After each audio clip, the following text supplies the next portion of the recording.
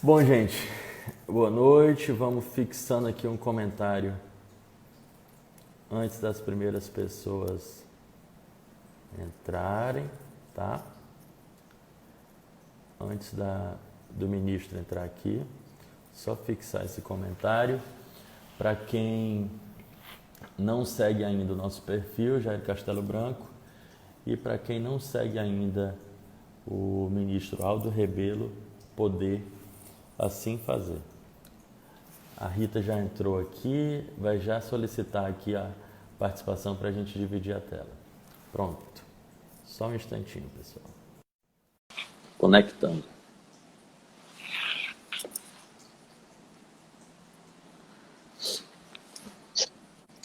Boa noite, ministro.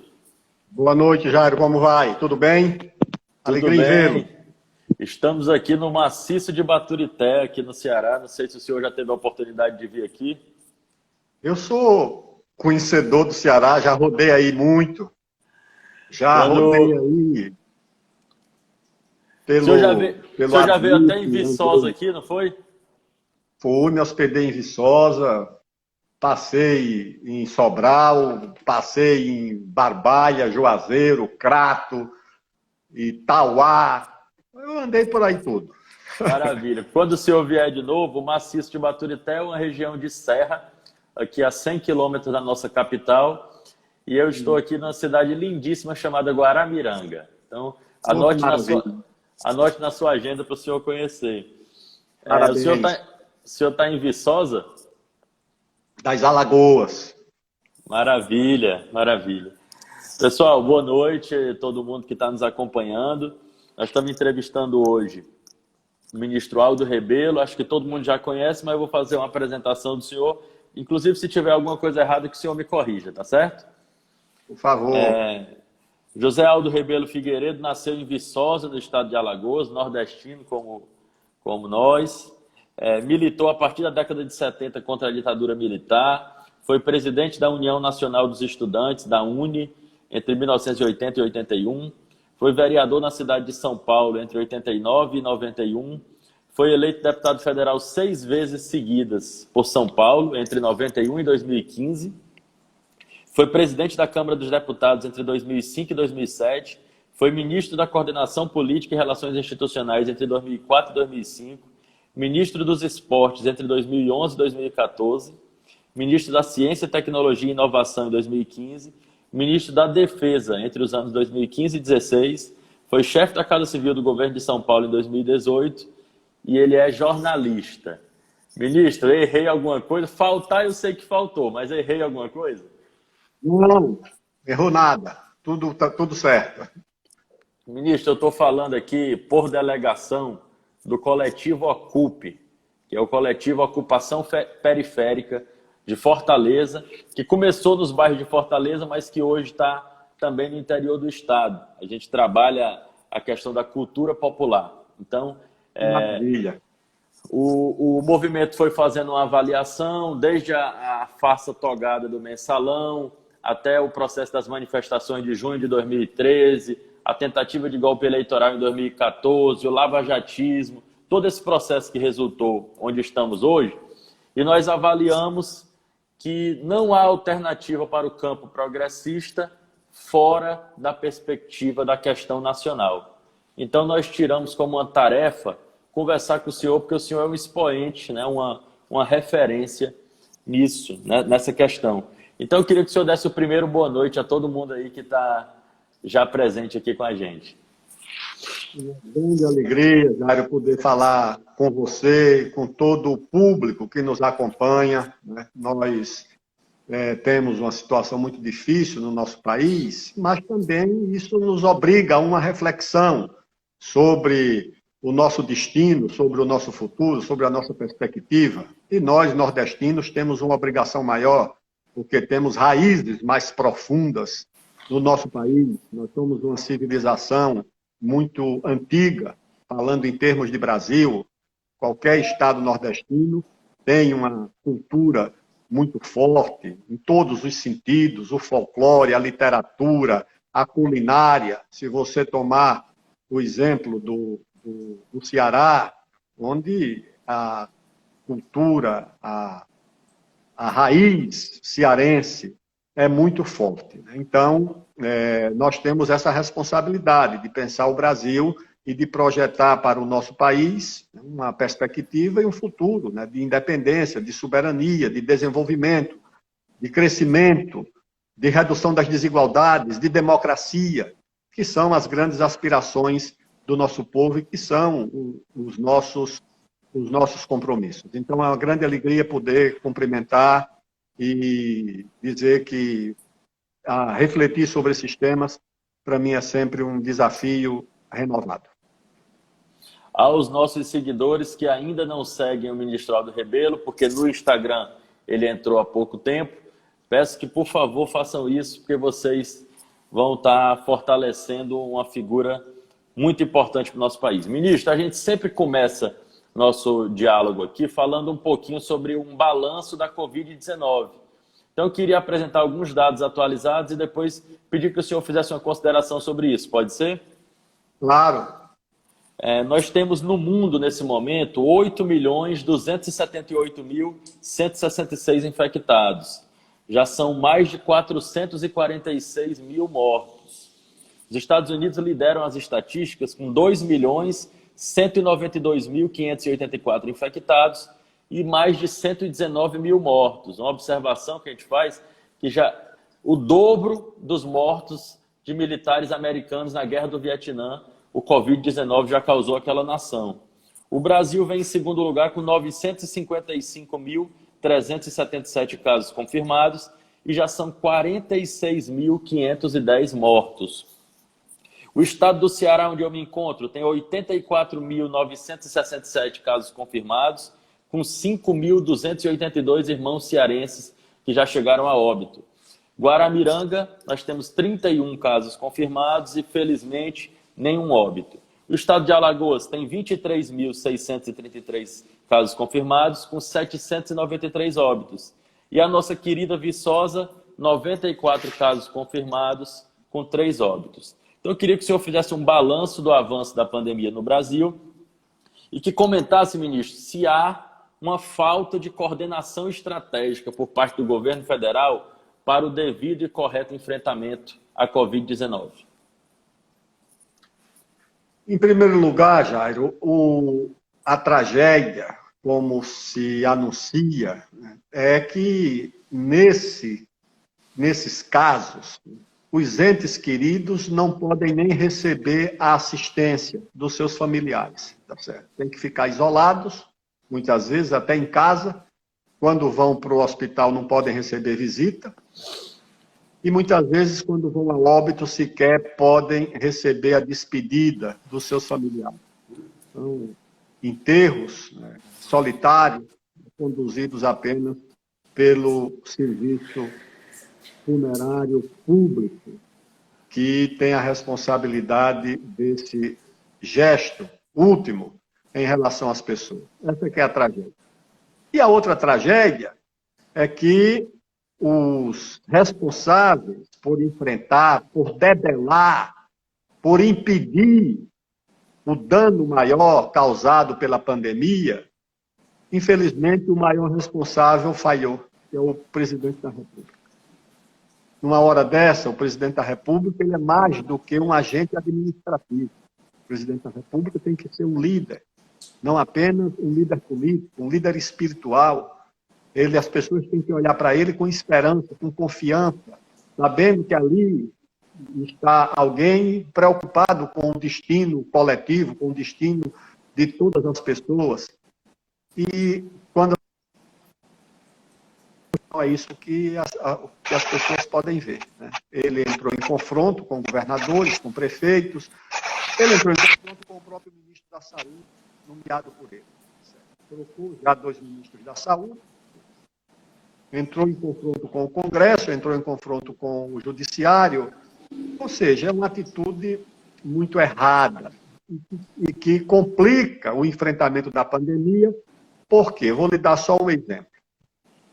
O enfrentamento da pandemia dependeu muito da importação de equipamentos, tá certo? Equipamentos do exterior. O problema é que o monopólio da União sobre o comércio exterior impede que os governadores tenham a liberdade de importar. Teve o caso do Maranhão, que para trazer equipamentos do exterior foi uma aventura. E quando o governo subestimou a pandemia, ele terminou retardando a aquisição desses equipamentos. A preparação dos estados, a preparação dos municípios. Então, eu acho que o governo federal contribuiu para desorientar as pessoas, porque o presidente da República diz, olha, isso é uma gripezinha, isso não tem muita importância, quem é atleta não se preocupe. As pessoas, confiando, dizem, olha, de fato, se o presidente está dizendo que não tem tanto risco, não tem risco mesmo.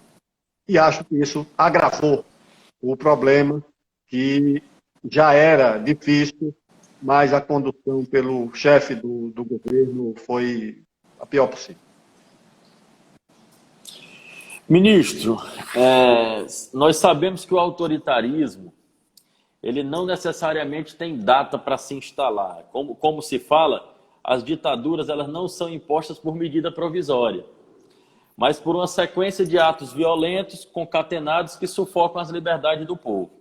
Considerando a forma do presidente da República de lidar com a imprensa, com os adversários políticos, com os outros poderes da República, e levando em consideração a experiência do senhor como homem público e como ministro da Defesa, o senhor considera que a democracia brasileira ela corre risco ou ela sairá mais fortalecida desse processo? Há possibilidade de o alto escalão das Forças Armadas entrarem em consenso para uma aventura autoritária?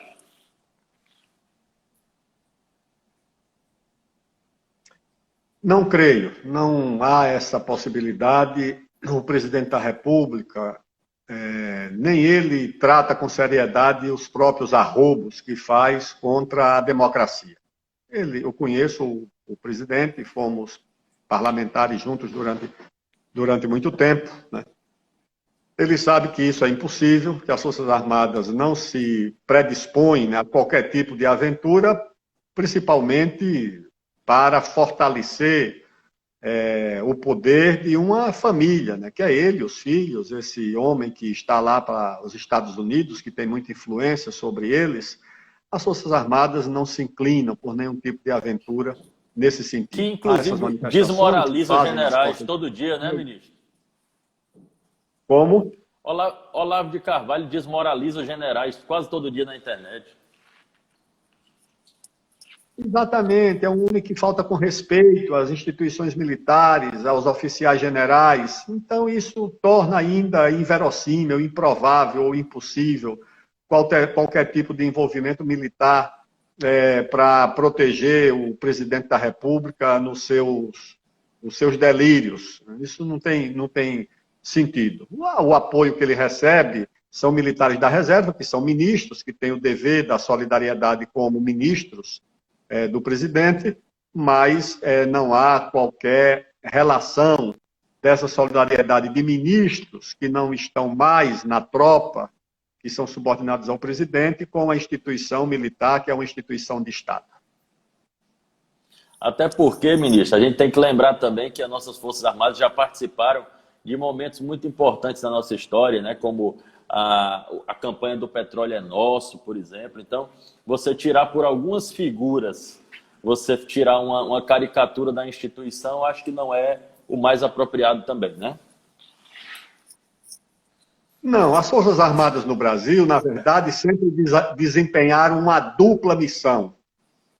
A missão de defender o país, é uma instituição de defesa, mas também a missão de ajudar a construir o país. Construir em que sentido? Primeiro, que foram responsáveis por garantir a integridade do território brasileiro. Nós ficamos um momento durante o Império e podíamos ter nos fragmentado em 4, 5, 6 países. Tivemos 4 guerras civis simultâneas durante a regência, uma no Rio Grande do Sul, a Guerra dos Farrapos, outra na Bahia, a Sabinada, outra no Maranhão, a Balaiada, outra no Pará, a Cabanagem. E o Brasil só não se esfacelou porque as Forças Armadas, o Exército, garantiu a integridade, a unidade do nosso território. As Forças Armadas ajudaram na proclamação da abolição da escravidão, na proclamação da República. Em 30, eles ajudaram também.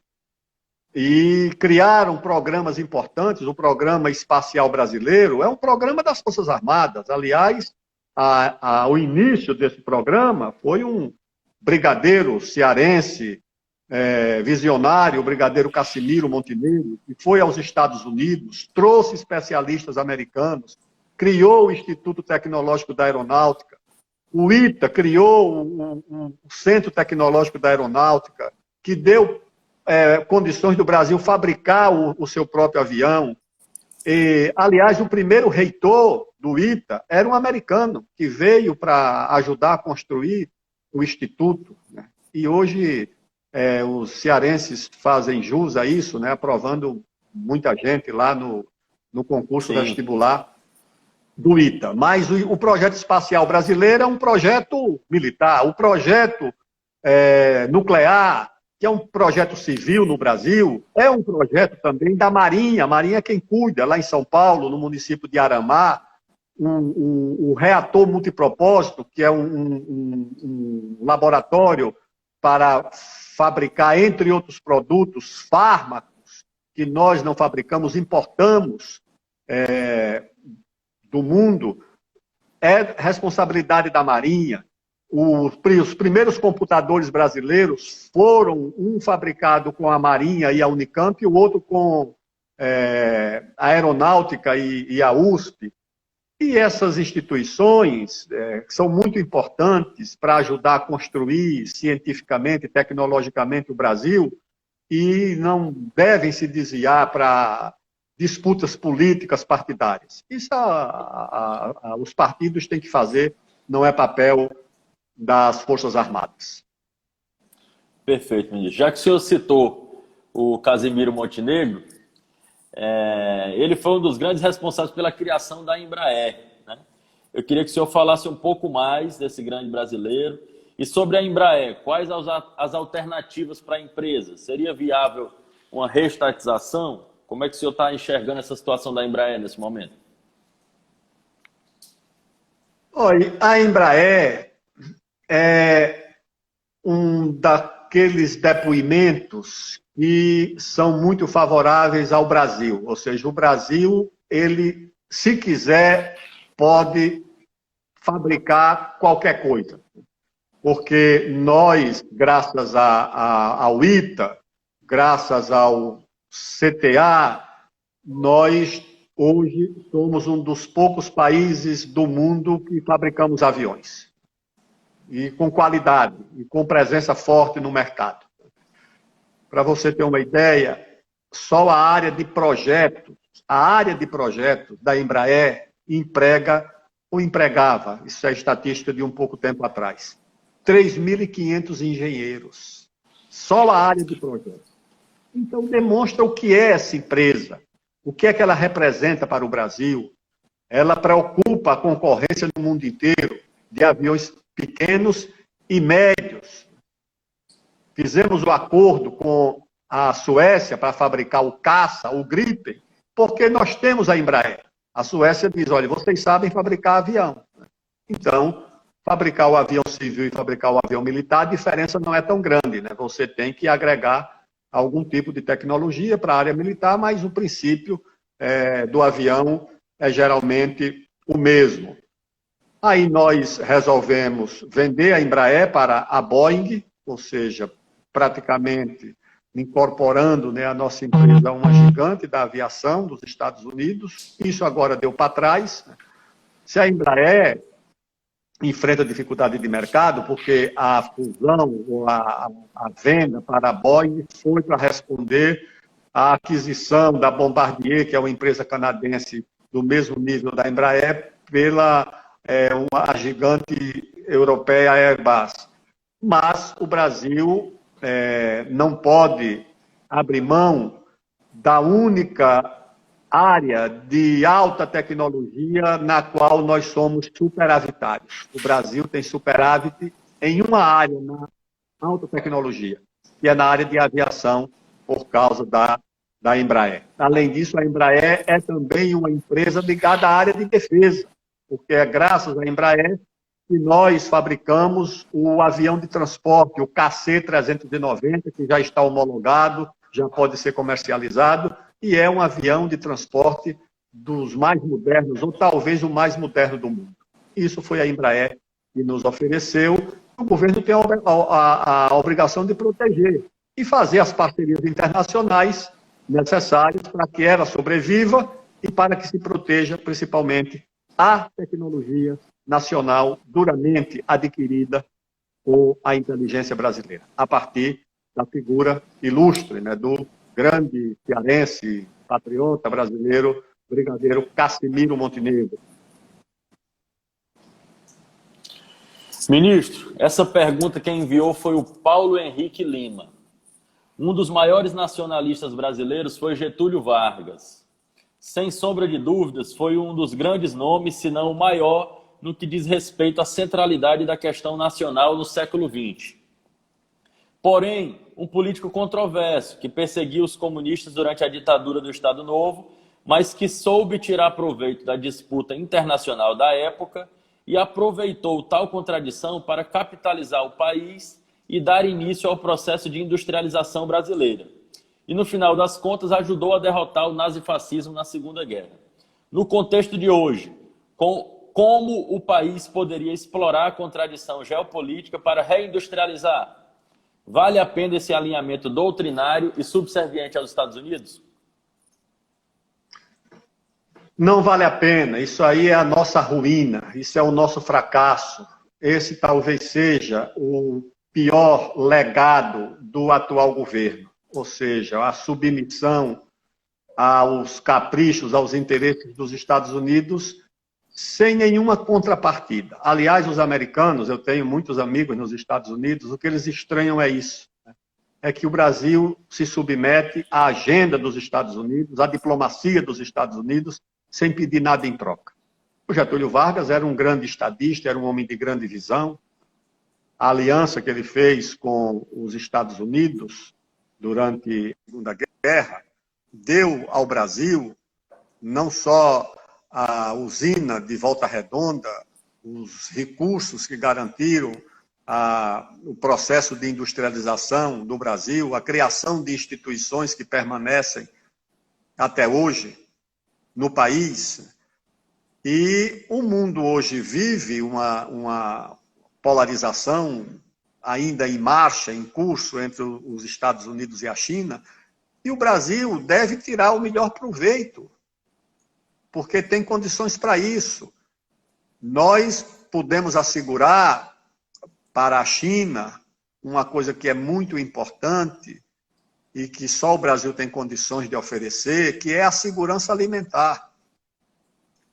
Segurança alimentar não é um desejo de um país. Você não pode pedir isso para a Suíça, para a Bélgica, não tem nem área física. Mesmo o Uruguai tem 10 milhões de cabeça, não vai ter mais do que isso. O Brasil tem 220 milhões, pode ter 400 milhões de cabeça, de gado. Pode triplicar, quadruplicar a produção agrícola. E o mundo pode suportar qualquer tipo de privação. Só não pode suportar a privação do alimento, da comida.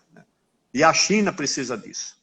Então, o Brasil pode compensar essa grande garantia que pode oferecer a China num processo de reciprocidade que assegure que o país possa se reindustrializar, porque nós perdemos muita capacidade industrial, que o Brasil possa receber tecnologia, transferência de tecnologia da China em áreas. Nós já temos uma cooperação importante que é na área de satélite. Nós fabricamos com a China os satélites, num acordo que foi feito pelo presidente Sarney. Nós podemos fazer acordo na área espacial, por exemplo, com a China, podemos fazer. Eles já estiveram nos anos 80 mais atrasados do que o Brasil e nos superaram. Nós podemos, com a China, fazer um grande projeto de infraestrutura. A grande ambição do Brasil deveria ser ligar o país ao Pacífico. Os Estados Unidos ligaram o Atlântico ao Pacífico no meados do século XIX, 2.800 quilômetros de litoral a litoral.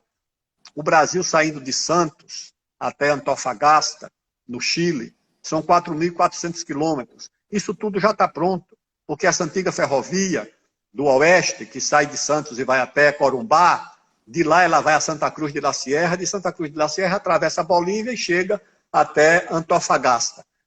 Com pouco recurso, o Brasil completa essa ligação. A outra ligação pelo Acre também, que o Euclides da Cunha, no início do século passado, há mais de 100 anos, já projetava uma ferrovia no norte do Brasil. Então, isso tudo na cabeça dos brasileiros que projetaram, que pensaram o país, isso já está pronto. E o Brasil deveria, então, nesses acordos, dizer, tudo bem, para abastecer a China, nós precisamos de ferrovia, rodovia que ligue o Brasil ao Pacífico.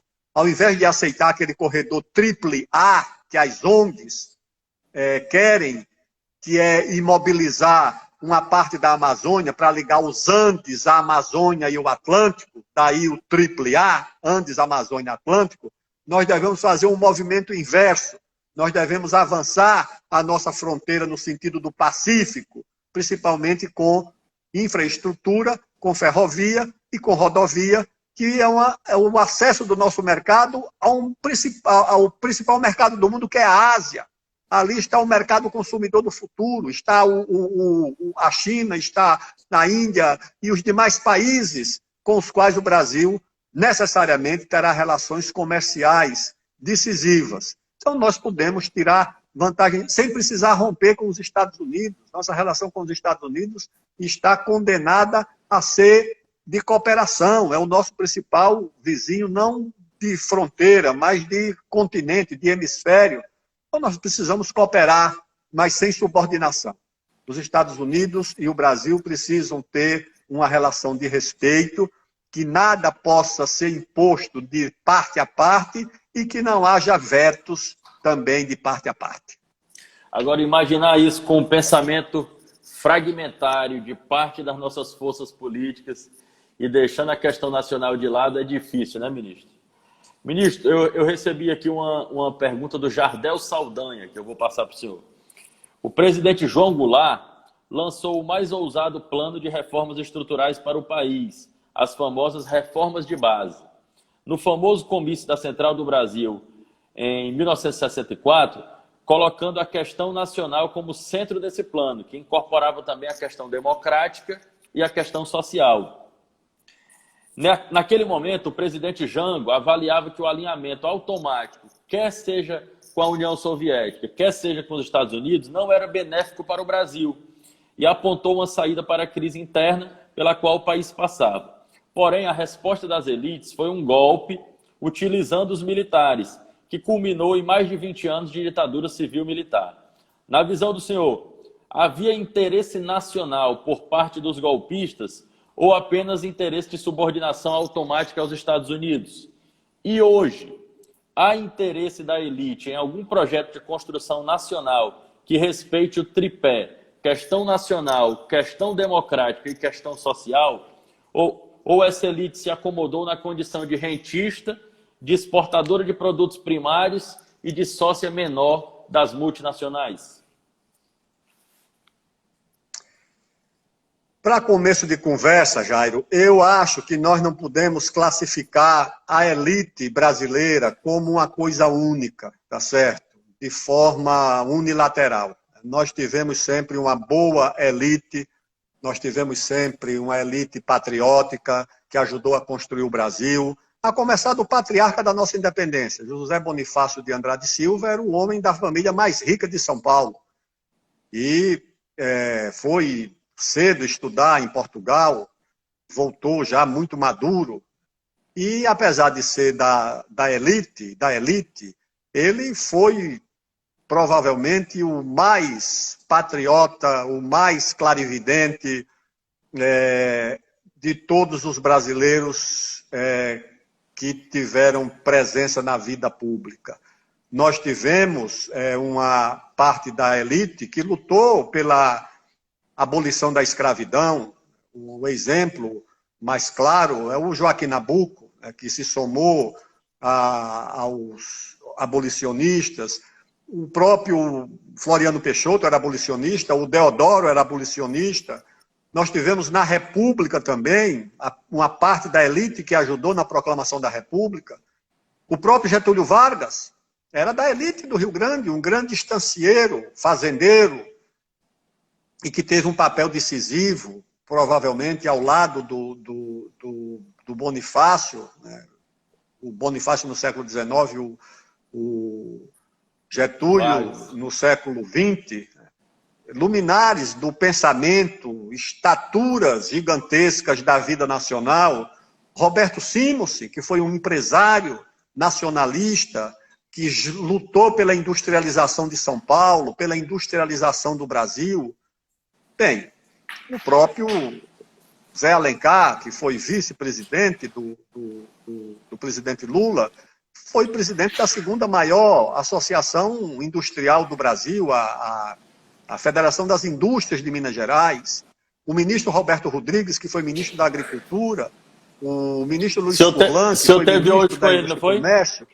Ou seja, nós temos essa elite construtora, patriótica, e temos uma subserviente, entreguista, uma parte da elite que não queria que o Brasil ficasse independente, uma parte da elite que não queria o Brasil abolicionista, que não queria a república, que não queria a industrialização, que não queria os direitos sociais dos trabalhadores, que não queria a democracia. Então é sempre uma luta, e nós devemos fazer essa separação para não fazer uma condenação unilateral, porque isso também não explica, e pior do que não explicar, não resolve o Brasil. E acho que hoje nós precisamos oferecer ao país um programa que reúna amplamente os trabalhadores, a agricultura, a indústria, quem quiser que se exclua por conta própria, mas nós não vamos excluir ninguém, tá certo? Nós queremos o quê? Em torno dos 3 eixos que a própria pergunta estabelece. O fortalecimento do Brasil, a volta do crescimento do país, interessa a todo mundo, a redução das desigualdades, que são os direitos sociais, a questão democrática. Ou seja, esse é um programa, eu fui em São Paulo, eu vou sempre à feira da agropecuária que acontece em Ribeirão Preto. Não sei se é a maior do mundo, é uma das maiores do mundo. E quando chego lá, eu vou com os meus amigos metalúrgicos, dirigentes sindicais, ex-dirigentes sindicais metalúrgicos, meus amigos, eu vou com eles àquela feira. Eu aponto para aqueles estandes com aquelas máquinas, 3, 4 milhões de reais, máquinas gigantescas, agrícolas, equipamentos agrícolas. Eu digo, olha, isso aí tudo não é construído nas fazendas, isso é construído nas cidades, isso é emprego urbano, é emprego industrial, é emprego metalúrgico, garantido pela agricultura. Esse pessoal está garantindo essa indústria. Então não pode haver um abismo entre o produtor rural e o trabalhador urbano, entre o metalúrgico e o sujeito que está plantando soja lá no Mato Grosso, criando uma vaca lá no Tocantins. Não pode haver esse abismo. Esse abismo nós não podemos propor. Os patriotas não podem dividir o Brasil. Nós temos a obrigação de unir. Unir em torno do quê? Em torno do interesse nacional, do crescimento, do desenvolvimento, da redução das desigualdades e da democracia. Eu acho que o que aconteceu em 64 foi que a Guerra Fria terminou dividindo o Brasil e vencendo, né? Nos dividiu as Forças Armadas, dividiu a sociedade. Olha, a conspiração do golpe envolveu toda a CNBB, a Conferência Nacional dos Bispos do Brasil, lançou nota pedindo golpe. A imprensa, não é essa imprensa do submundo, da sarjeta, do esgoto, das fake news, não. A grande imprensa nacional, os grandes jornalistas, o Antônio Calado, o Alberto Dines, o Carlos Heitor Coni, escreviam os editoriais pedindo golpe. O empresariado de São Paulo, o mensalão do golpe funcionou, era o IBAD, o IPES, reunindo dinheiro. Uma parte do movimento sindical articulou o golpe, setores dos estudantes, a classe média. Então, a embaixada americana, naturalmente, que deve ter coordenado tudo, os últimos a entrar foram os militares, tá certo? Foram os últimos a entrar, mas entraram por fim e até hoje não conseguiram sair, né? Porque ninguém lembra mais que os jornalistas apoiaram o golpe, que a igreja apoiou o golpe, que os empresários apoiaram o golpe, que a imprensa, a mídia apoiou o golpe, e ninguém lembra disso, né? Só lembra que foram os militares que fizeram o golpe, embora tenham entrado por último nessa aventura de divisão do Brasil. Ministro, o Charles, ele é da FUP, né, um petroleiro... Jair, o seu som está chegando muito baixo aqui. Vê se eu falo mais alto aqui para o senhor me escutar. O Charles, ele é petroleiro, né, da Petrobras, ele é da FUP, e ele manda uma pergunta para o senhor aqui. Desde os anos 90, com a eleição de Fernando Collor, o projeto neoliberal se impõe ao país, ora com mais intensidade, ora com menos intensidade, o que provocou um profundo processo de desindustrialização e primarização da economia nacional. Na visão do senhor, é possível nos tornarmos um país protagonista global sem uma ruptura com essa agenda econômica agora radicalizada pelo ministro Paulo Guedes? O presidente da República foi eleito para cumprir duas agendas. A agenda do Lava Jato, o Sérgio Moro, e essa agenda do Paulo Guedes. Provavelmente já deve estar chegando à conclusão que a agenda do Paulo Guedes vai ser a ruína do governo do atual presidente, porque é a agenda do desemprego, é a agenda do aprofundamento da crise fiscal. Para termos uma ideia, o déficit deixado pela presidente Dilma foi de 70 bilhões de reais. O déficit anunciado para esse ano deve chegar a 800 bilhões, pelo que se fala. Então, o que é que o atual ministro da Fazenda faz? É privatizar, num momento muito ruim. A privatização já é uma coisa ruim por princípio, mas agora o Brasil está muito barato. Comprar o Brasil é uma coisa muito barata para o estrangeiro. Falou em privatizar o Banco do Brasil. O Banco do Brasil, dizendo que o Banco do Brasil precisa ter mais eficiência. Dos 10 maiores bancos do mundo, 5 são chineses. E são os 5 maiores. Os 5 primeiros, entre os 10 maiores, são chineses. Todos estatais. Nenhum precisou ser privatizado para ser o primeiro, o segundo, o terceiro, o quarto e o quinto do mundo. E essa gente quer privatizar o Banco do Brasil. É evidente que isso é um negócio com um patrimônio alheio, no caso de todos os brasileiros. Então, é evidente que numa política econômica, com os princípios, com as orientações do atual ministro Paulo Guedes, é para conduzir o Brasil à ruína. Nenhum país do mundo pratica mais isso. Só a Alemanha, que tem uma situação muito melhor do que a nossa, vai empenhar 16% do PIB por conta da crise do coronavírus. E eles não querem atender os municípios, atender os mais pobres, atender os estados. Então, o Brasil precisa reorientar completamente o seu sistema financeiro para financiar a produção, retomar o papel dos bancos de fomento do Brasil, principalmente do BNDES, retomar o investimento em infraestrutura, que é um investimento que gera retorno, que movimenta a economia. E tudo isso é exatamente o contrário do que faz e do que pensa o atual ministro da Fazenda. O Brasil não pode estabelecer um confronto, um conflito, um antagonismo entre o mercado e o Estado. O Brasil precisa de mais mercado para se desenvolver, porque os nossos órgãos de controle e de fiscalização também não permitem que o mercado cumpra o seu papel.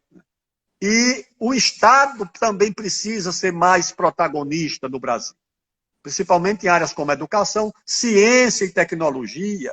Se não for o Estado que faça esse investimento, que corra esse risco de investir em ciência, em tecnologia e inovação, não é o setor privado que faz isso em nenhum lugar do mundo, nem nos Estados Unidos.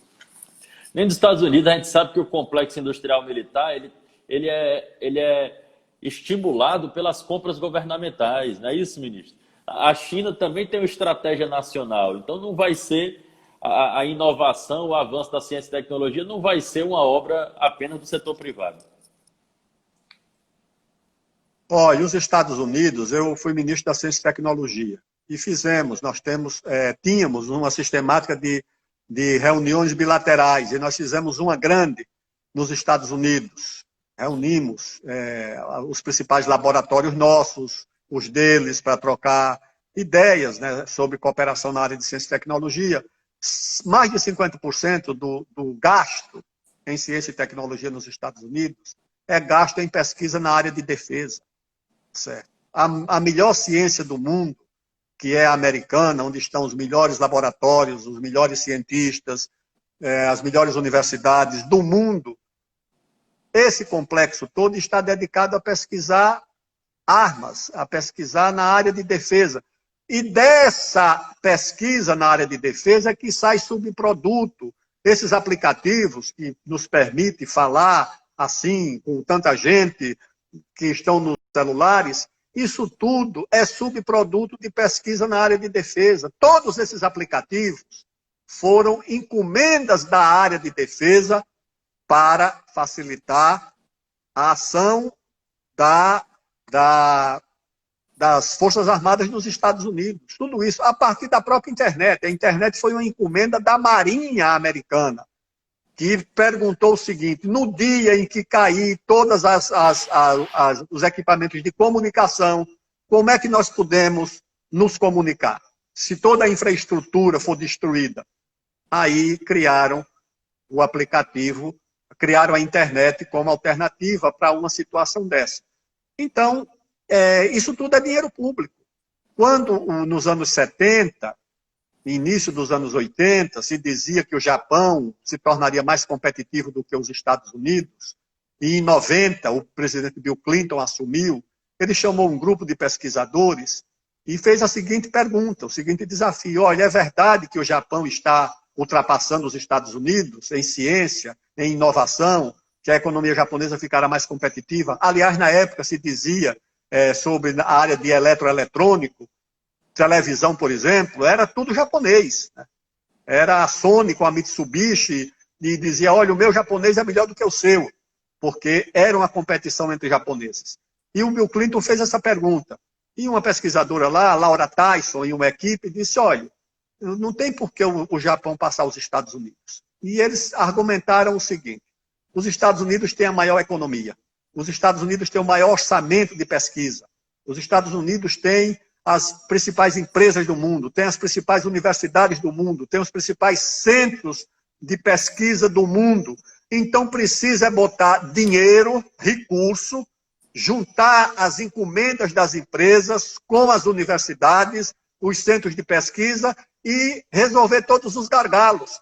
O Bill Clinton deu dinheiro, as universidades receberam as encomendas e não se ouve mais falar que o Japão ameace os Estados Unidos, principalmente nessa área da indústria e da área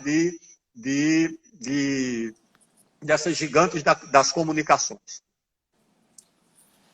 Ministro, quero reforçar aqui com todo mundo que está acompanhando a gente, quem não segue ainda o ministro Aldo Rebelo, essa figura notável da vida brasileira, esse cidadão que ocupou diversos cargos, mas que tem uma biografia limpa, né, um nacionalista, um patriota. Eu peço àqueles que nos seguem que, por favor, sigam também o ministro Aldo Rebelo. Ministro, eu não vou citar o nome de todas as pessoas que estão aqui com a gente e as que já entraram, porque são muitas, mas só para o senhor ter noção, nós temos aqui a Rita Gattiboni, que está em São Borja, lá na fronteira com a Argentina, e nós temos aqui o próximo prefeito de Macapá, o nosso amigo Rubem, que é lá de Macapá, ou seja, o Brasil inteiro está conectado com a gente aqui. Agora eu queria aproveitar um pouquinho da sua experiência e da sua sapiência para falar um pouquinho de um assunto que o senhor não gosta, política partidária. Ministro, o senhor conhece o poder como poucos, né? Tem uma experiência, eu não diria só uma experiência administrativa, porque quem está à frente das políticas públicas é sempre um mediador também da política. O senhor crê que o presidente Jair Bolsonaro chega até 2022, ministro? Jairo, deixa eu mandar um abraço ao nosso prefeito de Macapá, uma cidade muito querida. Eu conheço o Amapá, visitei o Oiapoque, a fronteira com a Guiana, andei lá no rio Oiapoque, fizemos exercício.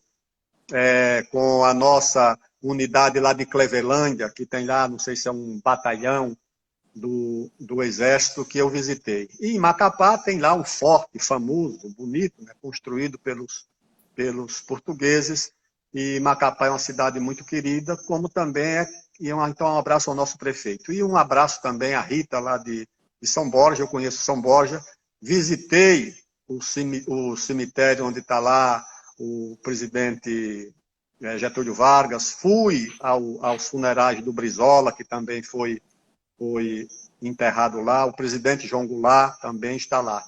Visitei a casa do presidente Getúlio Vargas, então tenho um grande carinho também por São Borja, lá no Rio Grande do Sul. Olha, eu não sei se o presidente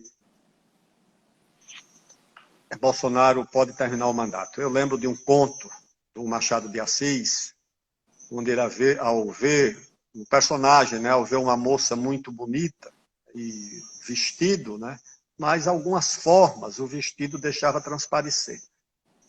E o personagem diz o seguinte, né, é pouco para os olhos, mas é muito para a imaginação. Então, o que nós temos daí do governo Bolsonaro, o que nós podemos é imaginar. Imaginar o quê? Primeiro que a crise vai se agravar, a crise vai se aprofundar.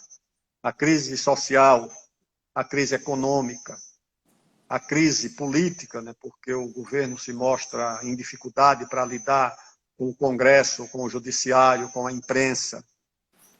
O presidente ouve, principalmente, o entorno que é avesso à política.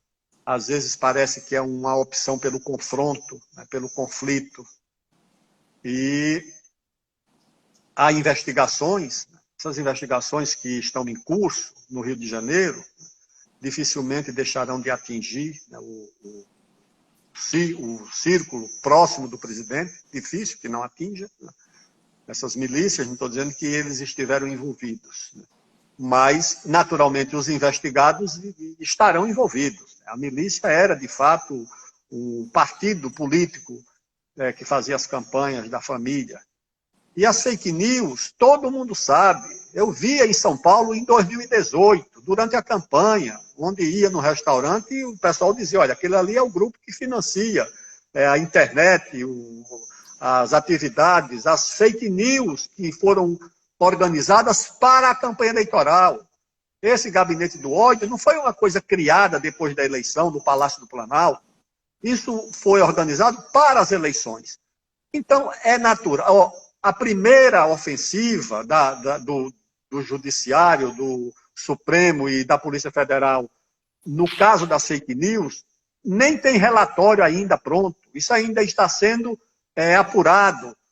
Então, eu acho que vem coisa muito grave pelo caminho, no entorno do presidente. E acho que obrigará as instituições a adotarem medidas, né? Tanto o Congresso quanto o Tribunal Superior Eleitoral. E acho que isso é o que deve preocupar bastante o governo, né? Essas reações, eu acho que são Mas, de ministro, temor. considerando que ele consiga chegar em 2022, e no nosso campo, no campo progressista, há condições de construir uma alternativa? Essa alternativa necessariamente deve considerar a questão nacional? O senhor não acha que boa parte das nossas forças de esquerda estão concentrando muito esforço no pensamento fragmentário, com todo respeito às minorias, mas a questão nacional não está sendo deixada um pouquinho de lado em boa parte das nossas organizações políticas do campo progressista? Eu não tenho dúvida nenhuma que uma parte das forças progressistas praticamente renunciou à agenda nacional. Agarrou-se a essa agenda dos costumes, a agenda do comportamento, que é uma agenda meritória, importante, mas não há solução para os problemas das minorias fora da agenda das maiorias. Não tem como você ter uma democracia somente para um gênero, para uma raça, para uma minoria de orientação sexual, se a democracia não for uma conquista coletiva. Não existe uma solução para uma parte da nação. Ou todo mundo é agasalhado numa solução nacional, ou não existe a libertação para o status de colônia para um setor da sociedade.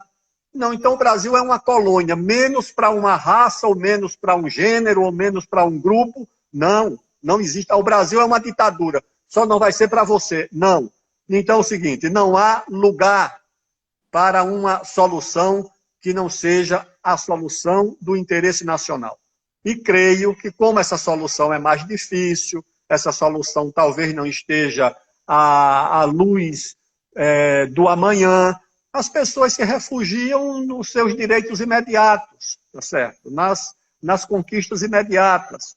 E termina oferecendo, na verdade, uma agenda para os próprios setores mais conservadores. Eu participei do movimento estudantil, integrei em Alagoas, o centro acadêmico, depois fui para a UNE, e eu lembro que nós tínhamos um sonho coletivo, nós não dividíamos o movimento em torno de interesses localizados, nós estávamos preocupados com o destino de todos, com o destino do Brasil, mas acho que nós abandonamos as convicções ideológicas e substituímos pelas convicções biológicas. Tá Mas certo? o senhor A crê ideologia que há tempo, pela biologia. o senhor crê que há tempo de construir uma alternativa no nosso campo e uma alternativa que considere isso? Eu creio que essa alternativa vai surgir como uma necessidade, como uma imposição dos fatos. Essas coisas também surgem quando elas se impõem. Você tem, no transcorrer das rupturas e das transições, movimentos que surgem como uma necessidade. Eu acho que a disputa em torno dessa agenda identitária, tanto a conservadora como a agenda identitária progressista, ela vai se esgotando. E as pessoas vão percebendo que as soluções duradouras, as soluções com sentido de permanência, são determinadas pelo interesse nacional. Eu só tomo o caso aqui. Tem solução para alguma coisa no Brasil se o país não voltar a crescer? Tem solução para o desemprego? Tem solução para a crise fiscal da União, dos estados, dos municípios? Tem solução para a crise da Previdência? Me diga uma solução para um problema do Brasil se o Brasil não voltar a crescer, se o Brasil continuar patinando, se o Brasil continuar afundando economicamente. Então não tem. Então a agenda que deve nos mobilizar é essa. Como é que o Brasil volta a crescer? Essa que é a verdadeira agenda do país. Como é que reduz desigualdades que voltaram a crescer?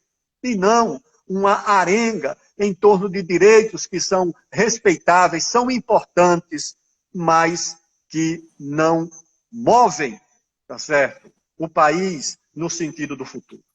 Ministro, nós estamos chegando na reta final mesmo. Faltam 6 minutinhos aqui, porque quando completa 1 hora, o Instagram encerra de forma autoritária aqui o nosso encontro. Mas, ministro, agora eu quero fazer uma pergunta sobre o Aldo Rebelo. O Aldo Rebelo, a gente vai ver o Aldo como candidato mais uma vez. O que motiva hoje a caminhada do Aldo Rebelo? O senhor pretende fazer uma frente de formação de novas lideranças, formação dos jovens? Como é que o senhor está enxergando assim que o senhor já tem um legado maravilhoso, mas como é que o senhor imagina daqui para frente a construção? Como é que o senhor está se imaginando pessoalmente nesse momento histórico do país? Olha, o meu compromisso é com uma causa, é um compromisso irrenunciável. E esse compromisso significa também a minha participação política. Não significa ter um mandato, não significa ter um cargo, significa ter uma presença. Eu tenho procurado conversar, discutir, debater, opinar, ajudar a difundir a minha opinião sobre o Brasil, sobre o que se passa. Agora, disputar eleição, eu disputei eleições em São Paulo, fui vereador, fui 6 vezes deputado, e se voltar a disputar alguma eleição será lá por São Paulo, mas não estou atualmente filiado em partido político, vou deixar passar esse processo agora das eleições municipais. Enquanto isso, eu criei um portal, um instituto lá em 2003, que é o Instituto José Bonifácio. Agora nós criamos um portal no ano passado, que é o bonifácio.net.br, que publica artigos sobre a questão nacional, história, resenha de livros, economia, agricultura, política externa, política de defesa. É um grupo voluntário que nós publicamos no portal e quero fazer isso, né? Juntar os amigos e aqueles que forem passíveis de se juntar em torno da agenda do interesse nacional, do interesse democrático e do interesse social. É isso que eu pretendo fazer. Ministro, aqui no Ceará, no Maciço de Baturité, o senhor conte com um amigo, certo? Para compartilhar, para poder difundir suas posições. O senhor conte também com o Coletivo Ocupe, como uma organização que tem uma admiração pela sua caminhada, né? E eu queria questioná-lo, na verdade, fazer assim um pedido. A gente falou de tantos problemas, tantas causas nacionais, e eu queria que o senhor passasse uma mensagem de esperança para o nosso povo. Porque, apesar de todas as dificuldades, a gente sempre consegue se juntar, se irmanar, construir essa brasilidade, essa formação maravilhosa que nós somos enquanto povo brasileiro. Lembrando aqui do saudoso Darcy Ribeiro. Então, se o senhor puder passar uma mensagem de esperança para todos aqueles que estão com a gente e aqueles que ainda terão acesso a esse material, porque nós vamos difundir massivamente, eu lhe provoco nesse sentido. Jairo, eu tenho uma profunda confiança no Brasil. Não apenas confiança, uma profunda admiração, porque os nossos antepassados nos legaram um país com todas as deformidades, com todos os defeitos. Nós somos uma das 10 maiores economias do mundo. Nós somos uma grande promessa de civilização democrática, como nos ensinou Darcy Ribeiro, como nos ensinou Gilberto Freire.